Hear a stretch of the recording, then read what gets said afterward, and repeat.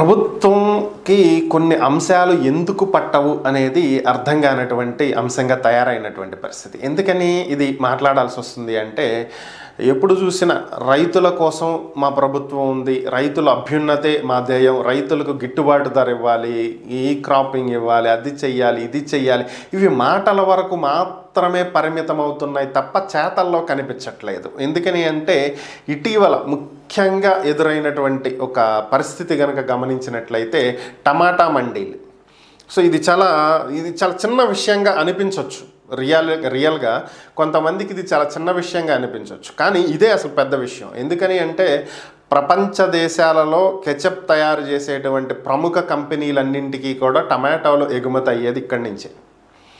మరి అలాంటి టమాటా పండించేటువంటి రైతు కన్నీళ్లు మాత్రం ప్రభుత్వం తొడవలేకపోతుంది. ఒకసారి కిలో 1 రూపీకి సేల్ అయితే అది కూడా అమ్మలేక, పండించిన ఖర్చులు కూడా రాలేక రోడ్ల పక్కన పారబోసి వెళ్ళినటువంటి ఘటనలు ఉంటే, మరొక పక్క కిలో 100-200 అమ్మిన రోజులు కూడా ఉంటాయి. అది ధరల విషయం పక్కన పెట్టేసేస్తే ఇప్పుడు పరిస్థితి ఏంటంటే, రైతులు మండీలకు అమ్మటానికి తీసుకొస్తే కొనుగోలుదారికి ఈ అమ్మేటువంటి వాళ్ళకి మధ్యలో ఒక లోడ్ దించటానికి ఉన్నటువంటి మధ్యలో బ్రోకరేజ్ సంస్థలు కొన్ని తయారయ్యి వాళ్ళు చెప్పినటువంటి రేట్ ఇస్తేనే అక్కడ దించాలి, లేదంటే దించడానికి లేదు.